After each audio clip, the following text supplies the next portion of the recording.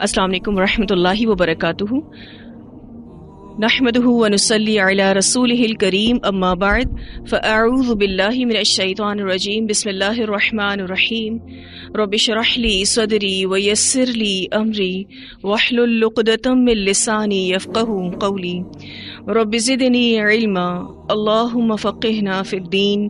اللہم انا نسألک حبک وحب من یحبک والعمل الذي يبلغنا حبك. اللهم ارزقنا اخلاص. الہی آمین. آج آپ سب سے رمضان کے حوالے سے کچھ ریمائنڈرز شیئر کرنا چاہ رہی تھی. بہت بہترین مہینہ رمضان المبارک آ رہا ہے اور اللہ کی رحمت کے دروازے اس میں کھل جائیں گے. یہ رمضان ہماری سابقہ گزری ہوئی رمضانوں سے کافی مختلف ہوگا. ان حالات میں جہاں ہم دیکھتے ہیں کہ مسجدیں بند کر دی گئی ہیں اور عبادتوں کے تعلقات گھروں سے زیادہ جڑ گئے ہیں، اور یہ حالات پوری دنیا میں ہیں. ان حالات میں ہمیں صبر اور شکر کرتے رہنا ہے. ہر مسلمان کا رمضان کے مہینے سے، اس میں کی جانے والی عبادتوں سے بڑا خاص تعلق ہوتا ہے، بڑی خاص محبت ہوتی ہے، کیونکہ مسجد سے اس کا تعلق بڑھ جاتا ہے. لیکن اس دفعہ جو دنیا میں حالات ہیں، گھروں سے نکلنا ممکن نہیں رہا اور عبادتیں گھروں میں ہی کی جائیں گی. لیکن یہ اللہ کا فیصلہ ہے. ہم سب کا دل اس پہ افسردہ تو ہوتا ہے کیونکہ ایک اٹیچمنٹ کی بات ہے نا. لیکن اس مشکل وقت میں، جس کو آپ آزمائش کی گھڑی کہہ سکتے ہیں، مومن کے پاس سوائے صبر کرنے کے اور کوئی چارہ نہیں. اور مومن کا وتیرہ ایسا ہوتا ہے کہ جب اللہ اس کو اچھے حالات دیتا ہے تو وہ شکر کرتا ہے، اور جب اس کے اوپر کوئی مشکل حالات ہوتے ہیں تو وہ صبر کرتا ہے. دراصل وہ اللہ کی رضا میں راضی رہتا ہے. تو ہم سب نے اس بات کو اپنے ذہن میں رکھنا ہے کہ یہ اللہ کا فیصلہ ہے، اللہ کی تقدیر ہے. ہمیں ہر حال میں اللہ کا شکر ادا کرنا ہے اور اللہ کی رضا میں راضی رہنا ہے. ہم دیکھتے ہیں کہ مسلمانوں کی 2 بڑی جنگیں رمضان المبارک میں ہوئی. جنگ بدر رمضان کے مہینے میں ہوئی، اسی طرح سے فتح مکہ رمضان کے مہینے میں ہوا. ان کے پاس کون سا ماحول تھا، کون سی مسجدوں میں آنا جانا تھا؟ وہ تو جہاد کے لیے نکلے ہوئے تھے. تو اپنے ذہن سے ایک تو یہ بات نکال دیجئے کہ آپ مسجد نہیں جائیں گے تو آپ اپنی رمضان کو انجوائے نہیں کر پائیں گے. پہلی بات یہ کہ مومن اپنے آپ کو ہر حال میں ایڈجسٹ کرتا ہے، ڈھالتا ہے. جنگ بدر مسلمانوں کا پہلا معرکہ، جس میں مسلمان ایک انفیوریبل سچویشن میں جنگ کرتے ہیں، ایک خاص مہینے میں جنگ کرتے ہیں اور جنگ جیت کر واپس آتے ہیں. تو آپ دیکھیں اللہ ان سے راضی ہو گیا. فتح مکہ رمضان المبارک میں ہوا، اور بڑا مشہور واقعہ بھی آتا ہے کہ آپ صلی اللہ علیہ وسلم نے، گرمی کی بڑی شدت تھی، آپ صلی اللہ علیہ وسلم نے پیالہ ایسے اوپر دکھایا پانی کا اور اس کو پیا کہ میں نے روزہ اپنا ختم کر دیا ہے سفر کی وجہ سے. اور مومنین کو اس کی ترغیب دی کہ اگر کوئی سفر میں ہے، مشقت میں ہے، تو وہ اپنا روزہ چھوڑ سکتا ہے اور بعد میں آنے والے دنوں میں اس کی گنتی کو پورا کر سکتا ہے. کتنا بڑا مارکا تھا وہ. مکہ فتح ہوا. کوئی سچویشنز ایسی نہیں تھی کہ جس میں وہ اپنے گھروں میں بیٹھ کر آرام سے افطاریاں کرتے، اپنے فیملی ممبرز کے ساتھ مسجدوں میں آتے جاتے. تو وہ بھی تو مسلمان تھے اور ہم سے کئی گنا اچھے مسلمان تھے. اصل چیز یہ ہے کہ آپ اپنا مائنڈ میک اپ کریں کہ میں نے اللہ تعالیٰ کی جو بھی تقدیر ہے اس پر راضی رہنا ہے. تو آپ مثبت ہو جائیں گے اور پھر بہتر سے بہتر عمل کرنے کے حوالے سے آپ سوچنا شروع کر دیں کہ یہ سچویشن ہے، اس سچویشن میں رہتے ہوئے میں کیا کر سکتی ہوں. اس کے برعکس سوچیں تو آپ ناشکرے ہو سکتے ہیں، بے صبرے ہو سکتے ہیں، بہت ساری ایسی باتیں منہ سے نکال سکتے ہیں کہ جانے کیسی رمضان آ گئی ہے، نہ تو مسجدوں میں جا سکتے ہیں، تراویح کے بھی کوئی معاملات نہیں رہے، دیکھو حرم کی کیا حالت ہے، بہت ساری باتیں آپ کر سکتے ہیں. اس سے مایوسی آتی ہے، اور مومن کا کام نہیں ہوتا کہ وہ مایوس ہو، نہ خود ہوتا ہے نہ کسی کو کرتا ہے. مومن ہمیشہ پر امید ہوتا ہے اور دوسروں کو بھی امید دلاتا ہے. تو یہ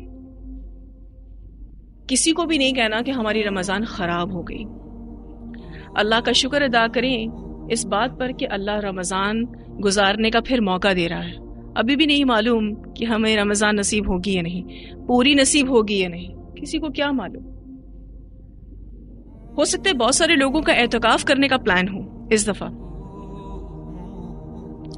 اور اگر میں اپنی فیلنگز آپ سے شیئر کروں تو اس دفعہ میرا بھی ارادہ تھا، لیکن حالات ہی کچھ اور ہو گئے. تو آپ کا کیا خیال ہے کہ آپ کسی بھی نیک کام کی نیت کریں گے تو اجر ملے گا؟ ہو سکتا ہے کہ اس نیکی کو کرنے کا موقع ملے ہی نہ، موت آ جائے، حالات بدل جائیں. اللہ تو بہت بڑا ہے، اور اللہ تعالیٰ الحمدللہ جب وہ نیتوں کو خلوص اور نیتوں کی سچائی دیکھتے ہیں تو پھر وہ عمل کا انتظار نہیں کرتے، پھر وہ اجر دیتے ہیں اور بے حساب اجر دیتے ہیں. تو کوئی بھی یہ نہ کہے کہ ہماری رمضان خراب ہو گئی. نو ڈاؤٹ اس رمضان کے مہینے سے ہماری بہت اٹیچمنٹ ہے، ہم سب بہت مس کریں گے عبادتوں کو، لیکن ہمیں خود کو مثبت رکھنا ہے اور یہ سوچنا ہے کہ ان حالات میں میں اپنے رب کو کیسے راضی کر سکتی ہوں. اللہ نے ہمیں بہت اچھا موقع دیا اس اعتبار سے کہ ہم خود کو آئسولیشن میں رکھ کے، تنہائی میں رکھ کے اپنے رب کی قربت کو محسوس کر سکیں. زیادہ سے زیادہ اللہ تعالیٰ سے لو لگانے کی کوشش کریں، تو خود کو پریشان نہیں کرنا. انشاءاللہ حالات بہتر ہوں گے، انشاءاللہ مسجدوں کی رونقیں بحال ہوں گی. اللہ بہت بڑا ہے، بہت کریم ہے، بہت رحم فرمانے والا ہے. اتنا بہترین مہینہ آ رہا ہے، آپ دعاؤں سے اپنے رب کو راضی کیجیے، استغفار سے اپنے رب کو راضی کیجیے. یہ رمضان آپ یوں سمجھ لیجیے کہ قیامت کے دن کی تیاری کے لیے بہترین مہینہ ہے. یہ وہ مہینہ ہے کہ جس میں اللہ تعالیٰ شیاطین کو جکڑ دیتے ہیں اور اپنی رحمت کے دروازے کھول دیتے ہیں، تاکہ وہ جو سخت دن آنے والا ہے، قیامت کا دن، اس دن مومنین کے لیے آسانی ہو جائے. قیامت کا دن بہت قریب ہے، دو اعتبار سے. ایک وقت کے اعتبار سے، یعنی زمانے کے اعتبار سے. ہم سب کی جو موت ہے وہ ہم انڈیویجولز کی قیامت ہے، ہر انفرادی شخص کی قیامت اس کی موت ہے. قیامت اپنے زمانے کے اعتبار سے ہماری موت کی شکل میں بہت قریب ہے. پھر آپ دیکھیے کہ ایک وقت ہے جس وقت پر قیامت آئے گی، اس اعتبار سے بھی قیامت قریب ہے. پھر آپ دیکھیے کہ جگہ کے اعتبار سے بھی قیامت بہت قریب ہے. رسول اللہ صلی اللہ علیہ وسلم نے فرمایا کہ جنت تم سے تمہارے جوتے کے تسمے سے زیادہ قریب ہے، اور جہنم بھی اتنی ہی قریب ہے. اور یہ جنت اور دوزخ انسان کو کب ملے گی؟ جب قیامت آ جائے گی اور اس کے بعد حساب کتاب ہوگا اور ریزلٹس اناؤنس ہوں گے. اب یہ جوتے کا تسمہ کتنا قریب ہے؟ تو دیکھا جائے تو جگہ کے اعتبار سے بھی قیامت بہت قریب ہے. گو کہ ہمیں ایسا لگتا ہے کہ قیامت بہت دور ہے، حالانکہ وہ ہے نہیں. آپ اور میں جتنی بھی زندگی جی لیں، جتنی بھی نعمتیں استعمال کر لیں، قیامت آنے والی ہے. ہم سب نے اس دنیا سے جانا ہے.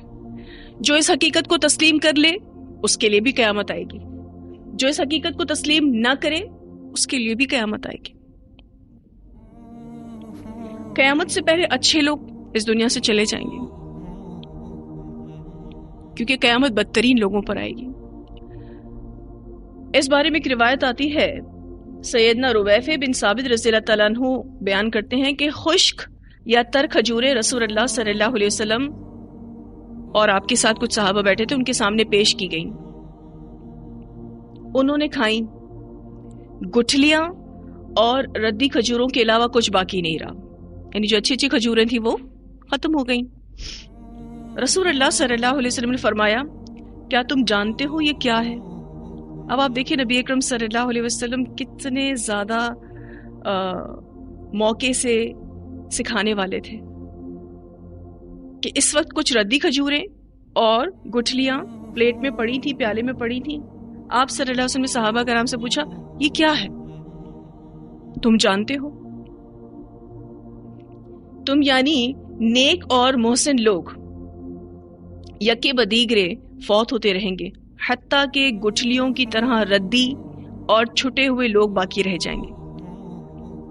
اب وہ جو پلیٹ میں پڑی چیز تھی وہ نظر تو آ رہی تھی صحابہ کرام، آپ صلی اللہ علیہ وسلم نے اسی موجودہ چیز سے سمجھایا کہ قیامت سے پہلے ایسے لوگ باقی رہ جائیں گے، جسے ابن حبان نے روایت کیا ہے، اور یہ حدیث سلسلہ تو صحیحہ میں بھی آتی ہے۔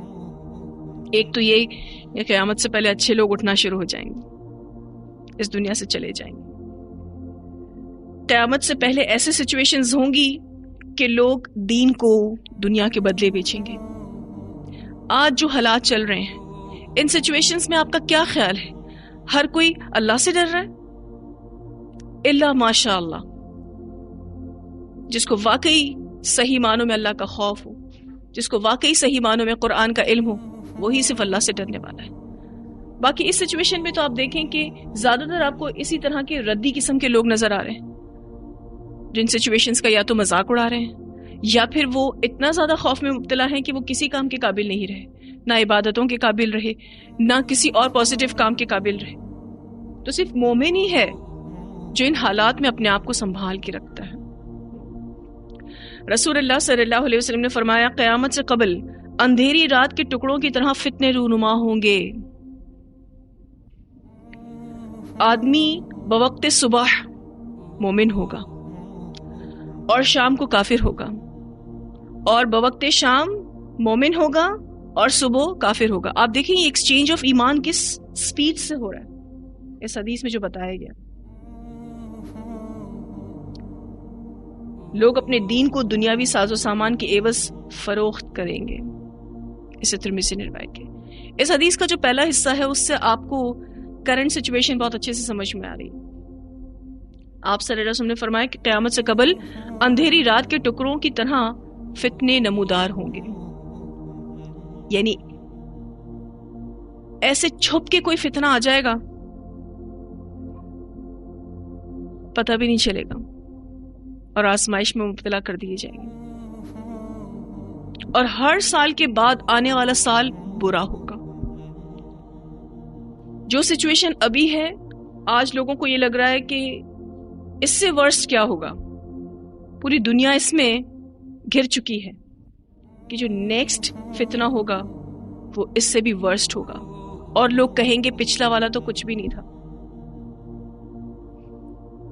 اور یہ فتنے آتے رہیں گے اور فائنلی پھر دجال آئے گا۔ اور رسول اللہ صلی اللہ علیہ وسلم کی کیا تعلیمات ہے دجال کے بارے میں کہ اس فتنے سے بچنے کی ہر نماز میں دعا کرو۔ کبھی آپ نے سوچا تھا کہ کیا ایسے سینیریوز بنیں گے کہ دجال آئے گا اور لوگ اس سے جا کے کھانا مانگیں گے، دنیا میں کہیں کھانا نہ ہوگا؟ آپ آج اس لاک ڈاؤن سے اندازہ لگا سکتے ہیں۔ آج آپ دیکھ رہے ہیں کہ سچویشنز جو ہیں انڈر کنٹرول ہیں سٹل، اس فتنے میں، اس آزمائش میں، اس وبا میں، لیکن یہ ممکن ہے کہ نیکسٹ جو آزمائش ہو اس میں سچویشن اور ورسٹ ہو جائے۔ نبی اکرم صلی اللہ علیہ وسلم نے فرمایا ہر سال کے بعد آنے والا سال پہلے سے برا ہوگا، اور یہ سلسلہ یوں ہی جاری رہے گا حتیٰ کہ تم اپنے رب سے جا ملو۔ اسے ترمذی نے روایت کیا ہے، یعنی ایک کے بعد ایک سال جو ہے وہ ٹف سے ٹف آتا رہے گا۔ یہ بات ہم سب محسوس کر رہے ہیں کہ ہر سال لوگ ایمان، اسلام، تقوی، ان سب چیزوں سے دور ہوتے جا رہے ہیں. جو لوگ صبر کرنے والے ہیں ان کے علاوہ، جو صبر کرنے والے ہیں وہ آگ کے انگارے مٹھی میں پکڑنے والے کی طرح ہوں گے جب وہ اسلام کو اپنی زندگی میں مضبوطی سے تھامے ہوئے ہوں گے. اس بارے میں ایک روایت آتی ہے، نبی اکرم صلی اللہ علیہ وسلم نے فرمایا، لوگوں پر ایسا زمانہ بھی آئے گا کہ اپنے دین پر صبر کرنے والا دہکتے ہوئے انگارے کو مٹھی میں بند کرنے والے کے مترادف ہوگا. سے ترمذی نے روایت کیا ہے. یعنی آپ اگر دین کو پریکٹس کر رہے ہیں، اسلام کو پریکٹس کر رہے ہیں، تو ایسا ہے کہ آپ نے دہکتا ہوا کوئلہ اپنی مٹھی میں بند کر رکھا ہے.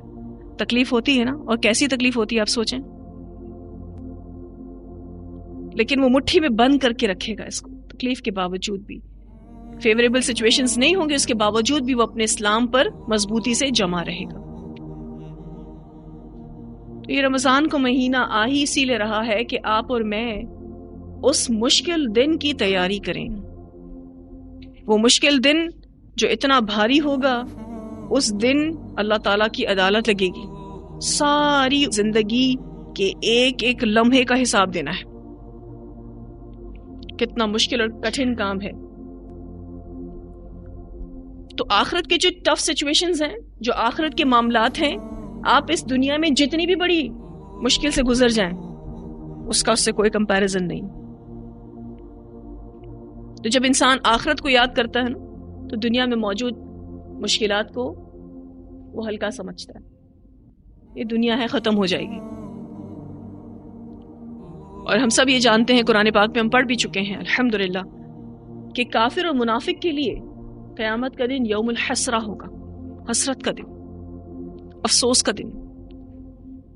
تو ہم سب نے کوشش کرنی ہے کہ اس دنیا میں اپنی غلطیوں کا اعتراف کر لیں، اپنے رب کے آگے عاجزی اختیار کریں اور بہت ساری دعائیں کریں.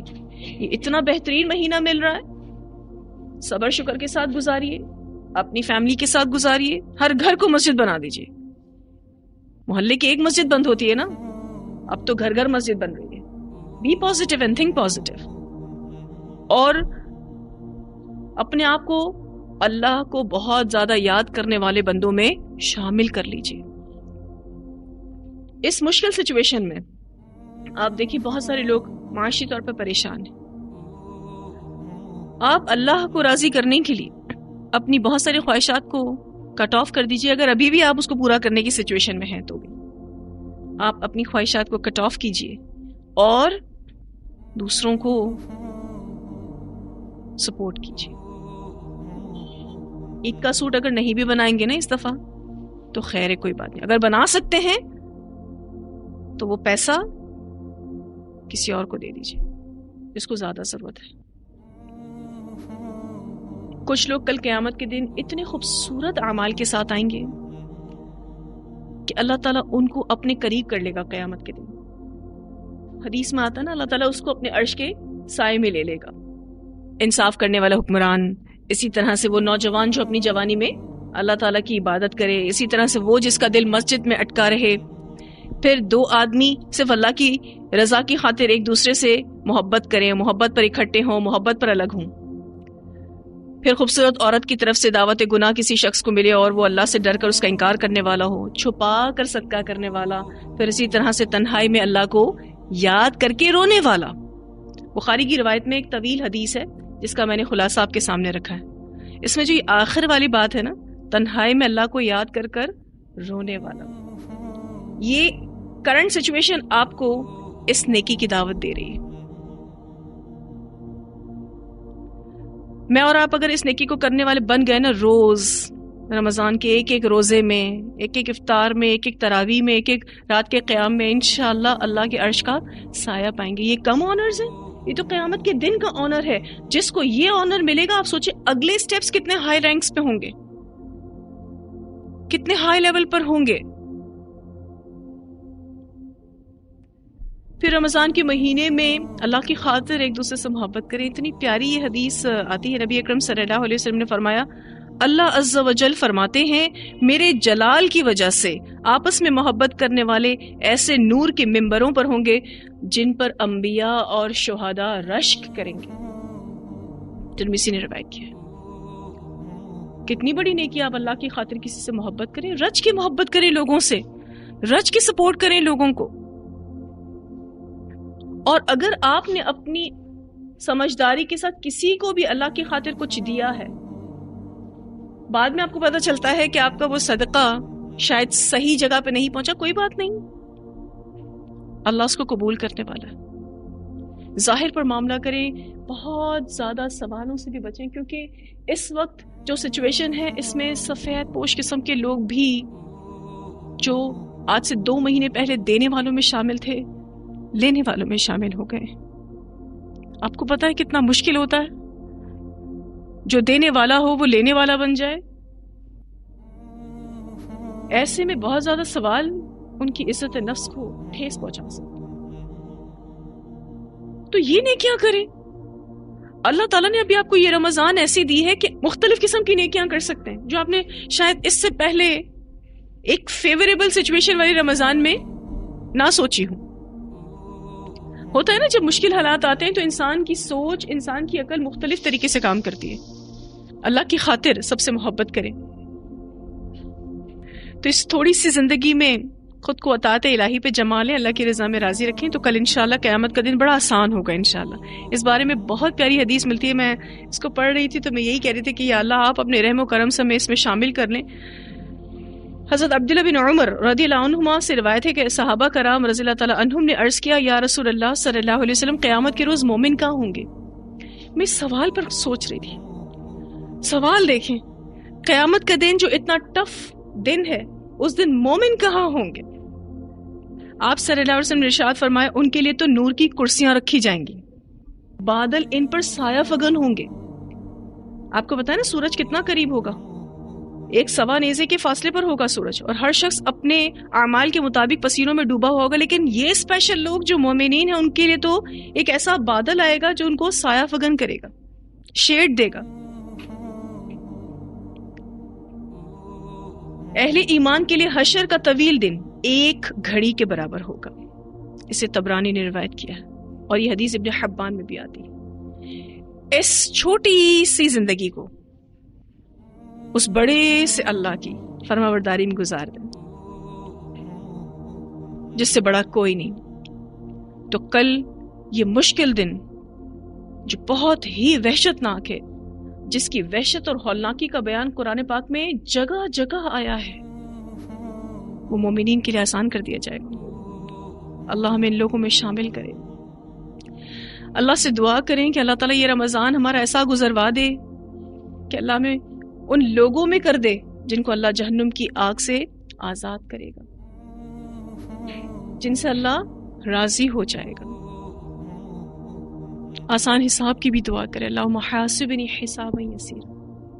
بہت زیادہ اللہ کا ذکر کریں، ہر وقت اٹھتے بیٹھتے ہر وقت اللہ تعالیٰ کا ذکر کرتے رہیں. کیوں نہیں اچھی گزرے گی رمضان انشاءاللہ.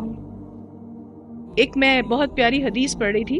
ویسے آپ دیکھیں کہ اس رمضان المبارک میں یا اس سے پہلے جتنی بھی رمضان المبارک ہماری گزری، ہم اس میں باقاعدہ اپنا شیڈیول بناتے ہیں، نیک کاموں کی ایک لسٹ بناتے ہیں، پلاننگ کرتے ہیں کہ ہمیں کیا کیا کرنا ہے، کہاں کہاں اصلاح کی ضرورت ہے. مثلا ہم پلان کرتے ہیں کہ ہم اول وقت میں نماز پڑھیں گے، ٹھیک ہے. ہم پلان کرتے ہیں کہ ہم انشاءاللہ پورے شعور کے ساتھ روزے رکھیں گے. ہم یہ پلان کرتے ہیں کہ انشاءاللہ اپنی وسعت کے مطابق صدقات کریں گے. ہم یہ پلان کرتے ہیں کہ ہم اللہ تعالیٰ کا بہت زیادہ ذکر کریں گے، ہم بہت ساری دعائیں کریں گے. یہ جتنی بھی پلاننگز ہیں نا آپ کی، اللہ آپ کو اس میں کامیاب کرے انشاءاللہ. ان ساری چیزوں میں اس سچویشن میں خود کو اور بہتر بنانا ہے پچھلی دفعہ سے انشاءاللہ، اور بہتر سے بہتر کی کوشش کرنی ہے. میں ایک بہت پیاری حدیث پڑھ رہی تھی جس میں